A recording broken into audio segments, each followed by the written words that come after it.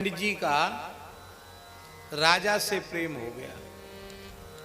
राजा को भगवत वार्ता सुनाते थे, राजा बहुत आदर करता था उनका, और राजा को भी व्यसन जैसा लग गया। पंडित जी ना आवे और कुछ न सुनावे तो उसको अच्छा नहीं लगे। राजा के सम्मान से पंडित जी को थोड़ा अहंकार बढ़ गया, तो उन्होंने राजा के कर्मचारियों का तिरस्कार आरंभ कर दिया।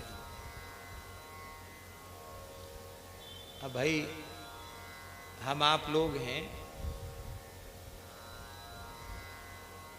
बड़े से बड़े लोग भी हमसे जिज्ञासा करते हैं, और अत्यंत सामान्य लोग भी तो कुछ उनके मन में जिज्ञासा होती है कि नहीं, पूछना चाहते हैं। और हम बड़े लोगों को तो कह दें कि हाँ भैया तुम तो ठीक हो, और तुम हमसे बात करने लायक हो क्या, हटो दूर हटो भगो। तो जो बेचारा छोटा आदमी है उसको कितनी पीड़ा होगी, कितना दुख होगा। भगवान के लिए और भगवान के भक्तों के लिए, संतों के लिए गांव नगर का भेद नहीं होता, गरीब अमीर का भेद नहीं होता, बड़े छोटे का भेद नहीं होता, क्योंकि वे तो जड़ चेतन जग जीव जत सकल राममय जान, बंदऊ तिनके पद कमल सदा जोरी जुग पान। भेद कहाँ होगा? इसलिए भगवत भक्त का लक्षण है वो किसी का तिरस्कार नहीं करता, जड़ वस्तु का भी तिरस्कार नहीं करता, क्योंकि जड़ता हमारी बुद्धि में है। उस जड़ पदार्थ में भी परमात्मा की व्यापक सत्ता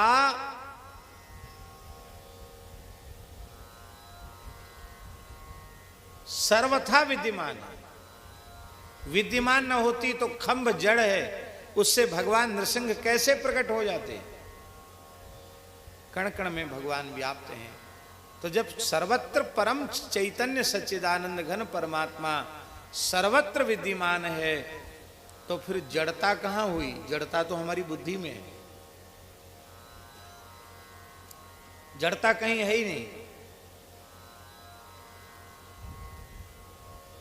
इसलिए किसी का तिरस्कार नहीं करना। पर वो अपमान करने लगे, मंत्री का अपमान, सेवकों का अपमान, द्वारपालों का अपमान, तो वो सब के सब एक बार विरुद्ध हो गए पंडित जी के। तो उन्होंने एकांत में सबने कहीं गुप्त स्थान पर बैठक की। बोले भैया पहले पहले तो पंडित जी बड़े विनम्र थे, अब तो सीधी आंख देखते नहीं है। क्यों देखेंगे भाई? राजा साहब उठ के खड़े हो जाते हैं, सिर रख के प्रणाम करते हैं, अपने से थोड़ा ऊंचा आसन देते हैं, और फिर हाथ जोड़ के ये कुछ बोलता है तो वो सुनते हैं, तो हमें काहे कुछ चित्त में देखो। पर बात ये है कि अब हम सब पक्का निश्चय कर लो, ये भेद किसी को खुले नहीं। अरे महल तो बहुत भीतर है, हम घुसन देंगे तभी तो पंडित घुसेगो। तो सबने पक्का निश्चय कर लिया कि बस हम लोगों में आपसी फूट ना पड़े। एक साथ निर्णय कर लिया कि इस ब्राह्मण को घुसने नहीं देंगे। द्वारपाल बोले राजा साहब से, बोले नहीं वो सब हम संभाल लेंगे, बस ये है कि सब में एकता रहनी चाहिए। सबने निश्चय कर लिया। पंडित जी आए तो उनको घुसने नहीं दिया, द्वारपालों ने, सिपाहियों ने घुसने नहीं दिया। बोले नहीं, राजा साहब ने मना किया आने के लिए, नहीं वो हो ही नहीं सकता, एक बार हमको सूचना तो करो। बोले क्यों सूचना करें? हम राजा साहब के नौकर हैं, तुम्हारे नौकर हैं, जाओ अपना काम करो। बोले सबको फांसी पर चढ़वाऊंगा, सबको फंदे पर लटकवा दूंगा। बोले कुछ कर लेना, तुम्हारी जो इच्छा हो सो बिगाड़ लेना हमारा, पर हमारे जीते जी तो भीतर घुस नहीं सकते। बहुत प्रयास किया, ब्राह्मण नहीं घुस पाया। 2 दिन 3 दिन तक उसने प्रयास किया, अंत में ब्राह्मण निराश हो गया कि लगता है राजा साहब ही कुछ रुष्ट हो गए हैं, मना कर दिया, नहीं तो नौकरों की इतनी हिम्मत कहाँ से। और राजा पूछे महाराज पंडित जी नहीं आए? बोले महाराज हम तो बिल्कुल पलक पावड़े बिछाए बैठे, वो आई नहीं, पता नहीं कल भी नहीं आए, परसों 3 दिन तो हो गए। अब आप नगर में हैं कि नहीं पता लगाते हैं महाराज। न पता लगाओ। तो ऐसे झूठ मूठ घूम फिर के आया। बोला महाराज वो तो कथा बांचने चले गए। अरे जाते तो थे कथा बांचने, पर हमको बता के जाते थे। अरे महाराज अब आपको बताने की क्या जरूरत रही, आपने इतना आदर दे दिया ना, चले गए, कोई बात नहीं। अच्छा कोई बात नहीं, गए तो गए। तो सप्ताह बांचने गए हैं, 7 दिन बाद तो आ ही जाएंगे, 8-9 दिन, 10 दिन में आ जाएंगे। 10 दिन हो गए, पंडित जी आए नहीं। अब क्यों नहीं आए, कहीं दूसरी जगह से? बोले दूसरी जगह तो नहीं गए महाराज, बड़े दुख की बात है, जहाँ कथा वांचने गए थे वहीं मर गए।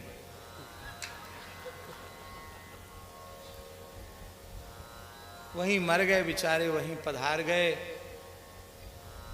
अब क्या है, घर वालों को बुला लिया और वहीं संस्कार भी पंडित जी का हो गया। अब तो उनके घर में सूतक के दिन चल रहे हैं। अरे राम राम, हमें खबर तक नहीं मिली। अरे भाई बिल्कुल बात ठीक है, शरीरों का क्या ठिकाना, कौन शरीर कब चल दे कोई पता नहीं है। बड़ा बुरा हुआ, बताओ अमुक दिन आखिरी मिलन हमारा उनका हुआ था।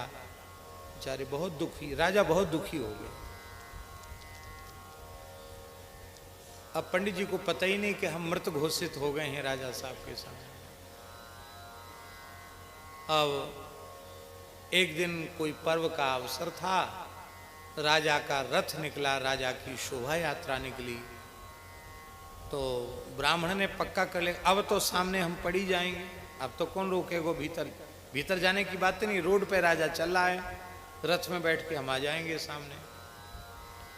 पर वो सब जो सेवक थे राजा के कर्मचारी, उन्होंने पहले से ही पक्का निश्चय कर लिया कि पंडित कहीं भी मिल जाए उसको अंदर कर दो, जब राजा साहब चले जाएं, क्यों नहीं तो पोल पट्टी खुल जाएगी।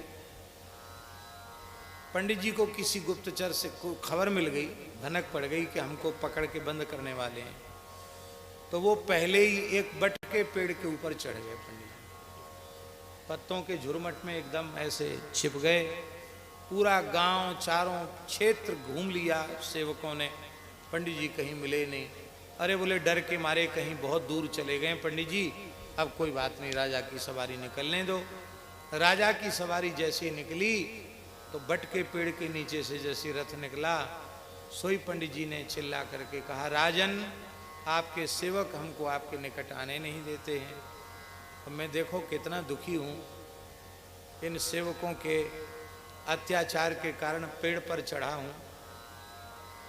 आप इन्हें दंडित कीजिए और मेरे ऊपर कृपा कीजिए, न्याय कीजिए हमारे साथ। अरे पंडित जी तो बिल्कुल ठीक ठाक हैं, बेचारे रो रहे हैं। तुरंत त्योरी चढ़ी राजा की। मंत्री, हाँ हजूर। बोले तुमने ही कहा था कि वो मर गए। ये तो है सरकार, हम आपसे झूठ कैसे बोल सकते हैं, मर के इसी बट पर ब्रह्म राक्षस बन के रहते हैं। नहीं तो इतना बड़ा विद्वान ब्राह्मण धरती पे रहेगा, घर में रहेगा, पेड़ पे कैसे? और भूत प्रेत का स्वभाव होता है, जिससे प्रेम होता है उसको अपने साथ ले जाना चाहता है। राजा बोले अच्छा ब्रह्म राक्षस हो, चलो चलो जल्दी भगाओ। रथ आगे बढ़ा, रथ को आगे बढ़ा दिया। महाराज जी कहते थे, ये दृष्टांत है, दार्ष्टान्त इसमें यह है कि राजाधिराज अनंत कोट ब्रह्मांड नायक सर्वेश्वर परात्पर पर ब्रह्म भगवान श्री हरि हैं, श्री रामकृष्ण नारायण हैं, वही सर्वेश्वर हैं, वही सर्वनियंता हैं। और उनके बनाए हुए कर्मचारी हैं, इंद्र वरुण कुबेर अग्नि यम आदि सब उनके बनाए हुए हैं। समय समय से उनका भी वंदन आदर करना चाहिए, क्योंकि वे भगवती हैं। और तुम सबकी निंदा करोगे, सबको कहोगे कि उठा के घर में से देवी देवता कचड़े के ढेर पर फेंक दो, तो फिर समझ लो जो दशा पंडित की भई वही दशा तुम्हारी हो जाएगी। हैं? अरे ये बात तो आप सब गांव के लोग हो, हनुमान चालीसा पाठ तो करते हो, क्या है उसमें? राम दुआरे तुम रखवारे, होत न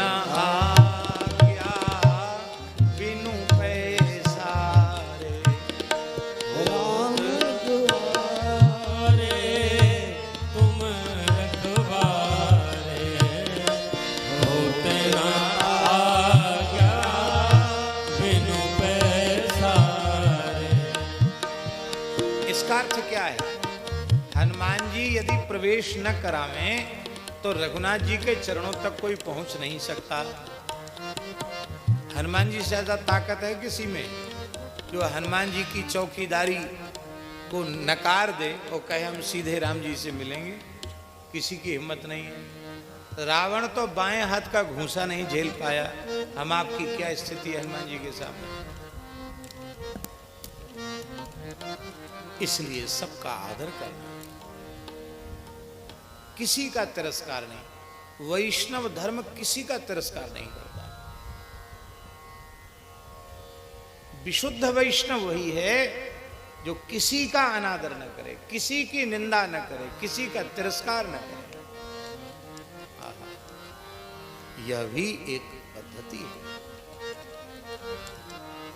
तो सती बुद्धि का अर्थ है जो बुद्धि अनन्य भाव से भगवान में लगी हुई बुद्धि है, वो सती बुद्धि है। और जो सती बुद्धि वाले होते हैं, जिनकी बुद्धि भगवान के नाम रूप गुण लीला में लग जाती है, उन्हीं को सिद्ध कहते हैं।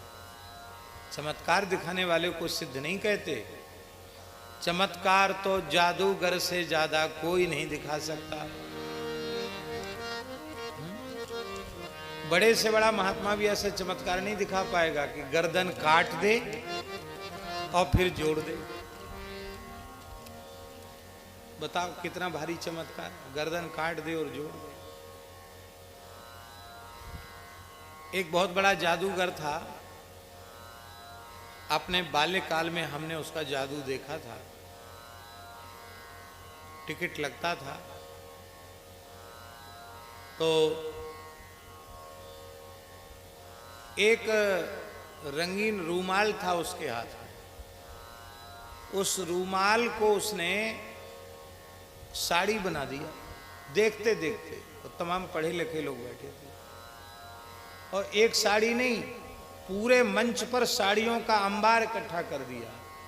बोले भैया हमारा काम नकली है, असली नहीं है। हम एक जादूगर हैं, पर हम अपने जादू की विद्या से आपके सामने एक रूमाल को, उसमें से सैकड़ों साड़ियां प्रकट कर सकते हैं।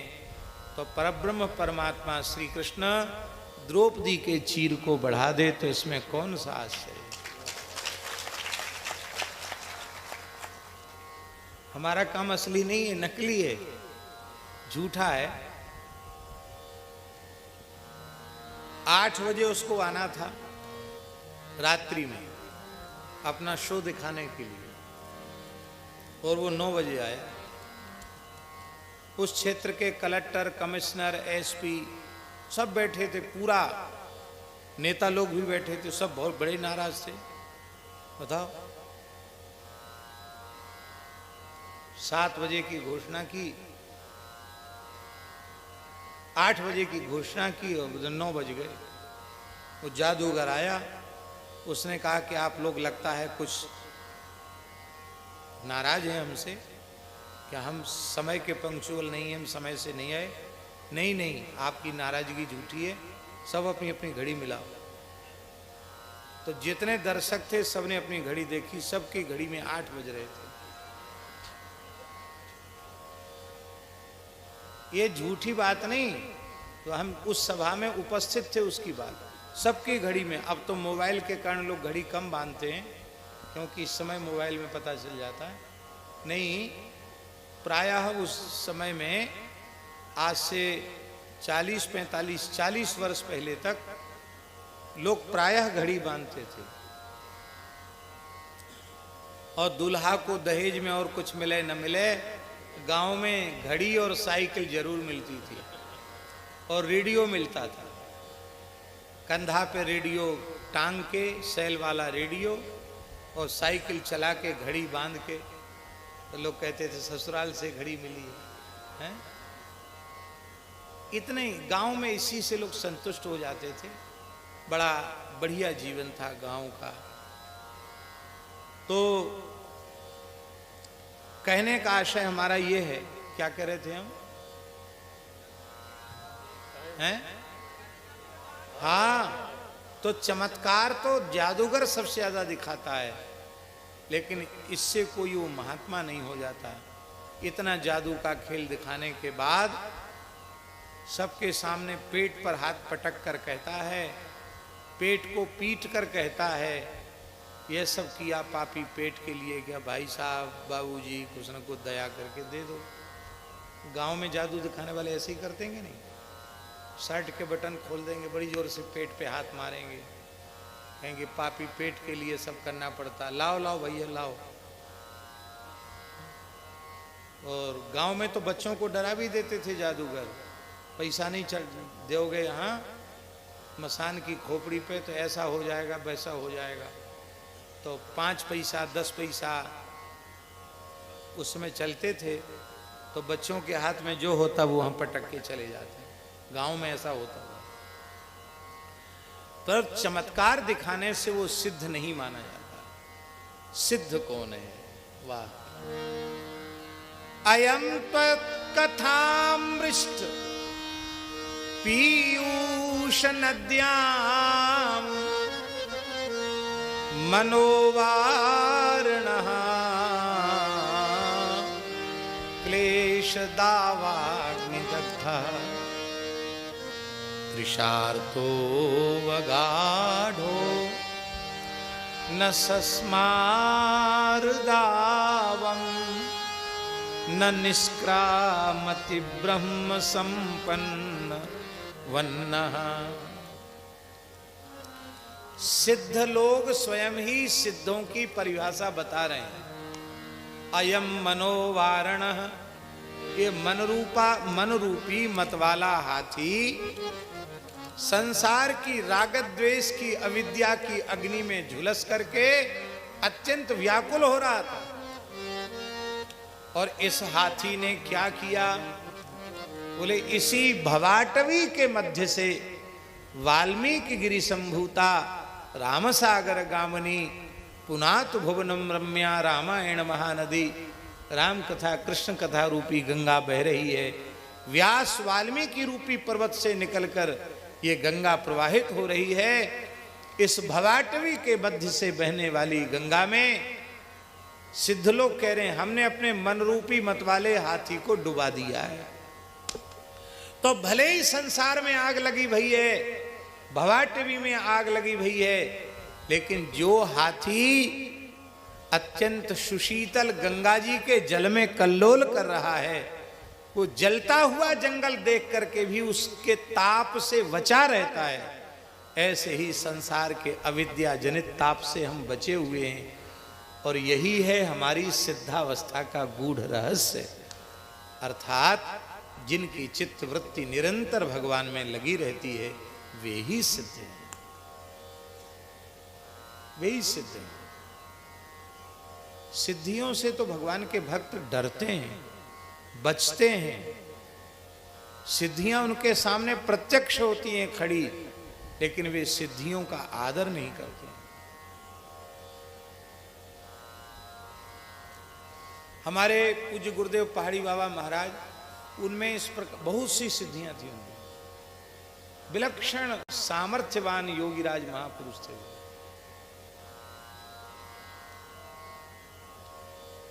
उनके मन की बात है। एक बार हमको उन्होंने कहा एक प्रयोग हम तुमको बता रहे हैं, सिद्धि का प्रयोग, जिससे तुम वो काम करोगे तो जैसे पानी बरस रहा है बहुत जोर, और तुमने संकल्प कर लिया कि 5 बीघा में पानी न बरसे या 10 बीघा में पानी न बरसे, जितनी दूर में कथा यज्ञ आदि हो रहा उतनी दूर पानी न बरसे, तो चारों ओर मूसलाधार पानी बरसेगा। पर जितने का तुम संकल्प कर लोगे कि 5 बीघा 10 बीघा या 5-10 एकड़ में पानी न बरसे, तो उसमें एक बूंद पानी नहीं गिरेगा। उसी में जय जयकार हो जाएगी, लाखों जनता इकट्ठी हो जाएगी। रे महाराज बड़े सिद्ध महात्मा, पता नहीं क्या कर दिया, पानी रोक दिया, पानी बरसा दिया, पानी रोक दिया। ये सब सिद्धियां तो है ही है।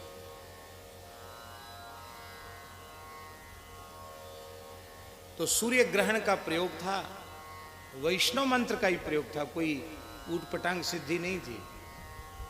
और वो प्रयोग उन्होंने हमको बताया। तो उनकी आज्ञा को मानकर हमने उस प्रयोग को जैसा उन्होंने बताया था वैसा किया।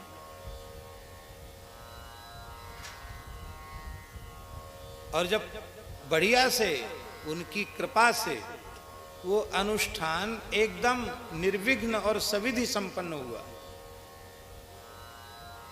तो हम उनके चरणों में बैठे थे।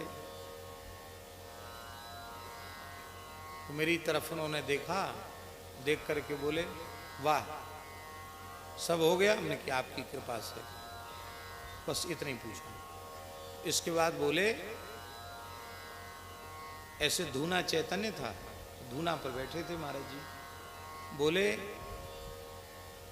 देखो इंद्री द्वार झरोखे नाना तहता सुर बैठे करिथाना, आवत देखें विषय बिहारी तुरते ही दही कपाट उधारी, रिद्धि सिद्ध बहु प्रेरे भाई बुद्धि लोभ दिखावे आई, होई बुद्धि जो परम सियानी तिन तन चिते न अनहित जानी। बोले ये भगवान, ये सब राम भगत के बाधक, भगवत प्राप्ति में भगवत भक्ति में सिद्धियां भारी बाधक हैं, क्योंकि कोई भी सिद्धि चमत्कार दिखाओगे उससे जनता इकट्ठी होगी और फिर लोक मान्यता अनलसम कर तप का आनंदा, सारी तपस्या चौपट हो जाएगी और केवल वाहवाही लूटने में रह जाओगे। ठाकुर जी के चरण कमल तो नहीं मिलेंगे, संसार का चक्र तो नहीं छूटेगा। ऐसा प्रवचन करने लगे। हमने मन में सोचा कि अभी सूर्य ग्रहण आने के पहले तो 5-7 दिन पहले महाराज जी ने प्रवचन किया था सिद्धि का, और आज्ञा भी दी, अनुष्ठान भी बताया। अब कहते हैं कि ये करने वाले भगवान से वंचित हो जाते हैं। तो एक मिट्टी की गोली थी, तो उसी का प्रयोग था कि उसको यहाँ दबा करके फिर जप में बैठ जाना, तो बस फिर संकल्प कर लेना, फिर पानी नहीं बरसेगा।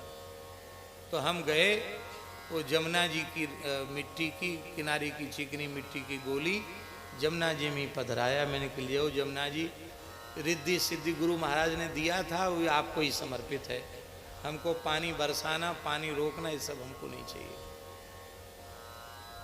अब हम महाराज जी से पूछा नहीं, वहां करके चले आए। दूसरे दिन फिर धूना पर बैठे थे, अपने आप बोले वाह बहुत अच्छा किया। साधु को रिद्धि सिद्धि के चक्कर में नहीं पड़ना चाहिए। बिना मंत्र तंत्र और जप किए रिद्धि सिद्धि मूर्तिमंत होकर सामने खड़ी होती। महाराज हमको स्वीकार करो। पर सच्चा साधु होता है वो सिद्धियों की तरफ आंख उठाकर नहीं देखता।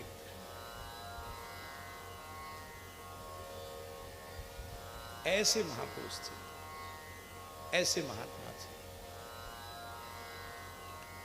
इसलिए सिद्धि माने क्या है, सिद्ध माने क्या है? हमारे यहां साधुओं में जब कोई पदार्थ परिपक्व हो जाता है तो कहते सिद्ध हो गया। दाल सिद्ध हो गई, चावल सिद्ध हो गया, आलू सिद्ध हो गया।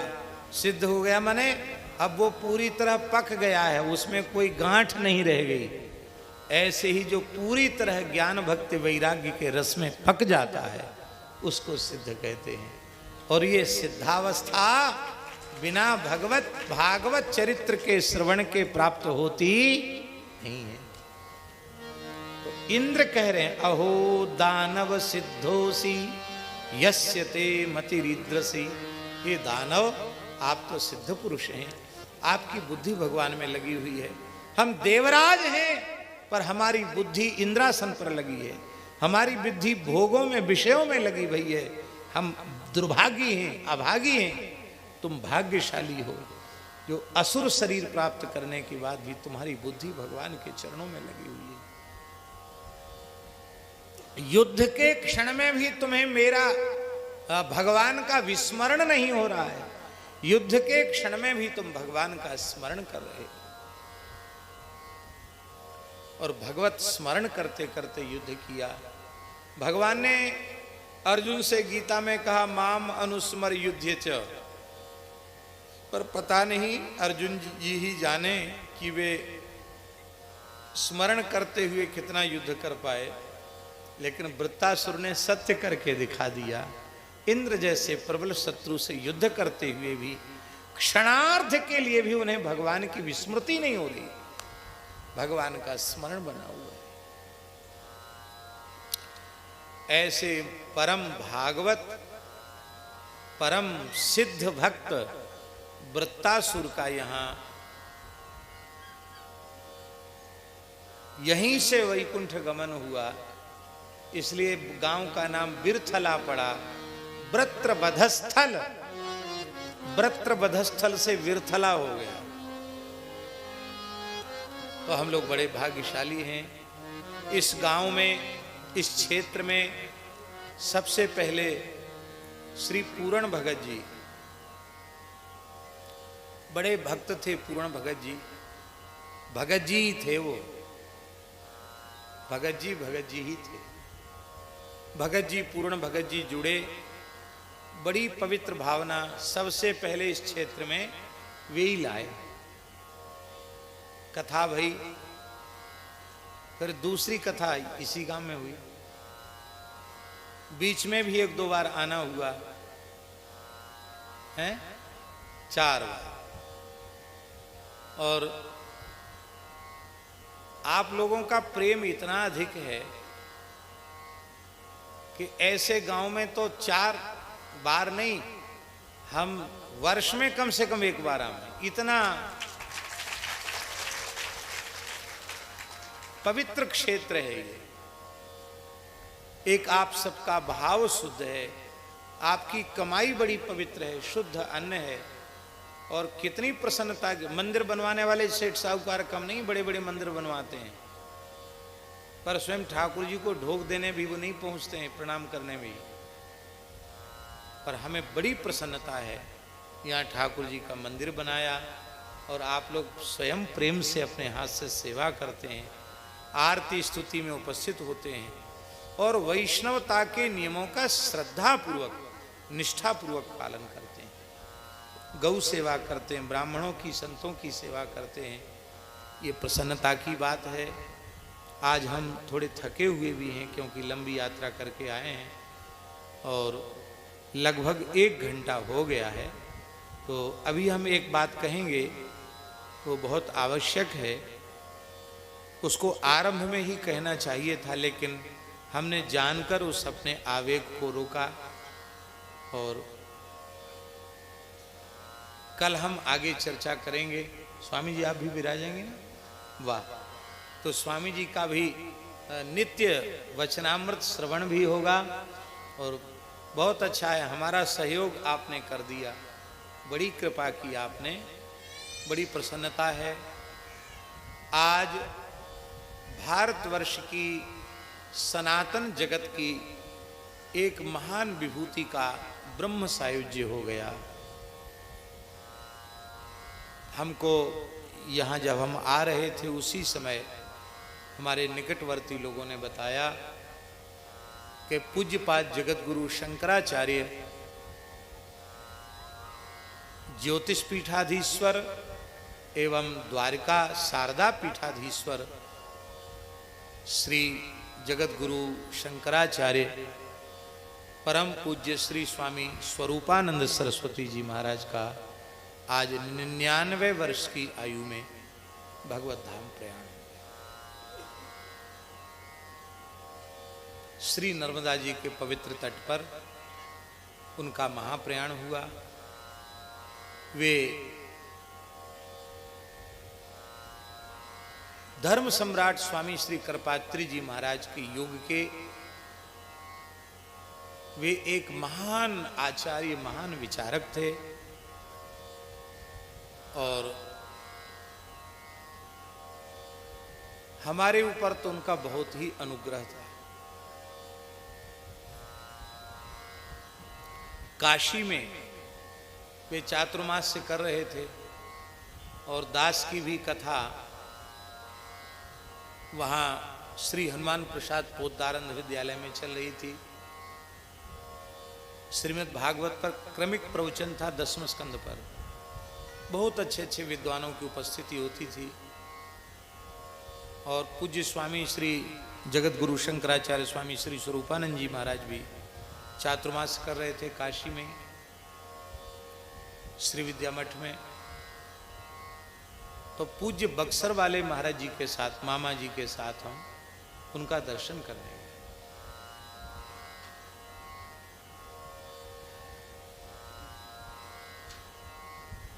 मामा जी ने कुछ सुनाया हमको, उन्होंने कहा नहीं आप भी सुनाइए, तो उनको भी सुनाया। फिर जब जब कभी काशी जाते तो उनका दर्शन होता। अभी 2 वर्ष पूर्व, 2-3 वर्ष हो गए होंगे शायद, उन्होंने चातुर्मास वृंदावन में किया था, श्री उड़िया बाबा आश्रम में।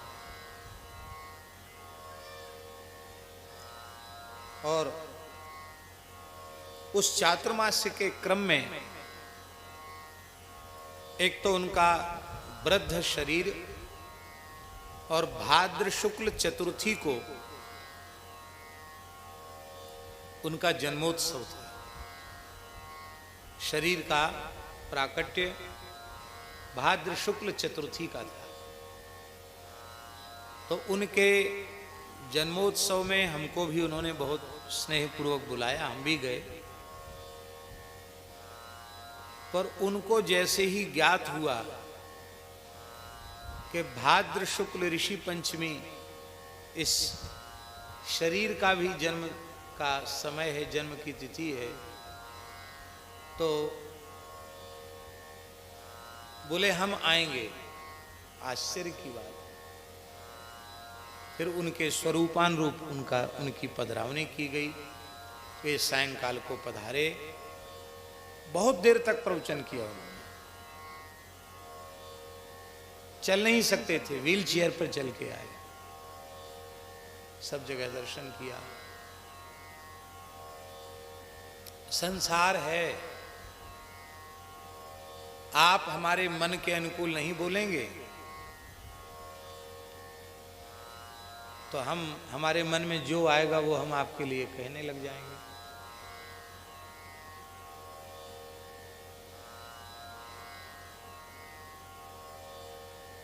दुनिया के लोगों को ये कांग्रेसी हैं कि ये सपाई हैं कि ये बसपाई हैं कि ये भाजपाई हैं, ये निर्णय देने में विलंब नहीं करते संसार के लोग। तुरंत कह देंगे ये तो कांग्रेस के हैं, ये अमुक के हैं, ये तमुक के हैं। सच्ची बात यह है, जो साधु होता है, भगवत भक्त होता है, वो न किसी जाति का होता है, न किसी पार्टी का होता है, वह विशुद्ध रूप से वैदिक सनातन धर्म का होता है। वैदिक सनातन धर्म उसका है।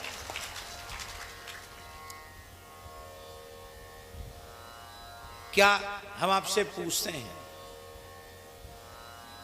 कि शासन में बैठे हुए लोग किसी पार्टी के हों, धर्म के विरुद्ध कुछ कहने या करने लग जाएं और हम सोचें कि हम तो अमुक विचारधारा के व्यक्ति हैं और हम मौन रह जाएं, और उस अपकर्म का विरोध यदि हम न करें तो उसका दोष हमारे ऊपर भी जाएगा। अच्छा काम कोई करे उसकी प्रशंसा करो, जो धर्म और सदाचार के अनुकूल नहीं है, धर्म शास्त्र के अनुकूल नहीं है, ऐसा करने वाला कोई हो उसका मुखर प्रतिवाद करना चाहिए। ये धर्माचार्यों का धर्म है। ऐसे निर्भीक वक्ता जगत गुरु शंकराचार्य श्री स्वामी स्वरूपानंद सरस्वती जी के चरणों में अपने चातुर्मास्य व्रत की पूर्णता के दूसरे दिन विरथला गांव में, ये इस क्षेत्र में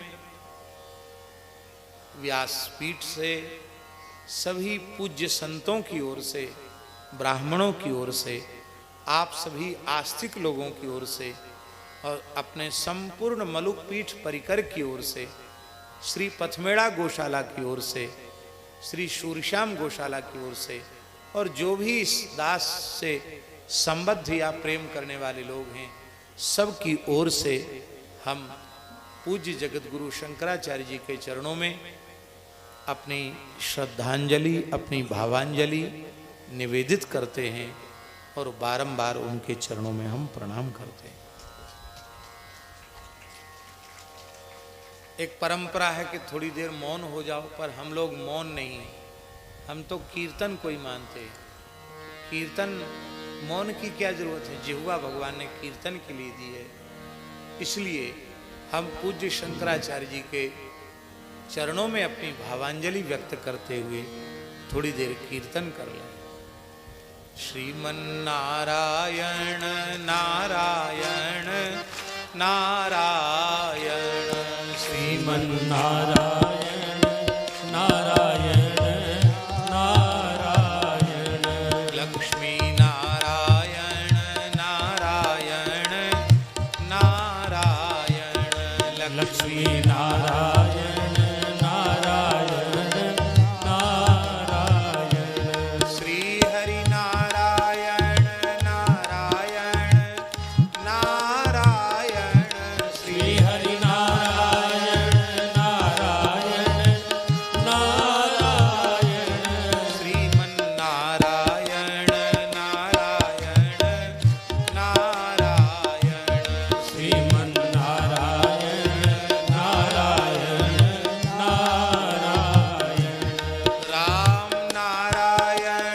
नारायण नारायण, राम नारायण नारायण नारायण, कृष्ण नारायण नारायण नारायण, कृष्ण नारायण नारायण नारायण, श्री हरि नारायण नारायण नारायण, श्री हरि नारायण नारायण नारायण, श्री गुरु नारायण नारायण नारायण, श्री गुरु नारायण नारायण नारायण, गौ नारायण नारायण नारायण,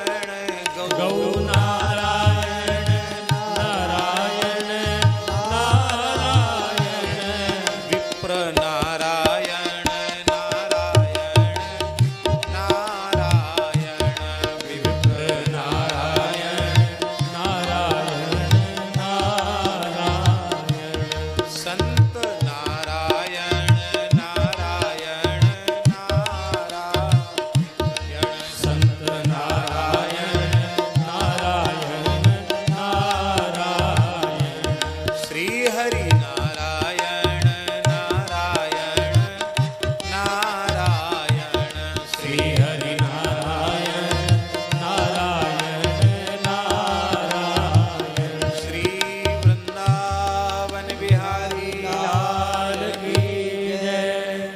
जय जय श्री राधे।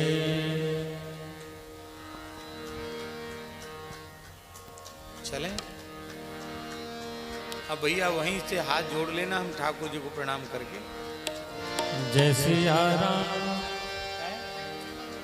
हाँ, पंडित जी कह रहे हैं कि प्रसाद की व्यवस्था सबके काजे हैं, सब प्रसाद पाना प्रेम से, सभी लोग प्रसाद पाके जाएंगे। जय जय श्री श्री राधे। जय सिया राम। जय जय